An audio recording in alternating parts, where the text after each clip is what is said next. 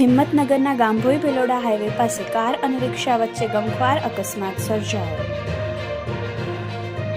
જગતપુરા નાકા પાસે પસાર થવા દરમિયાન ભિલોડા તરફથી આવતી કારે રિક્ષાને ટક્કર મારી.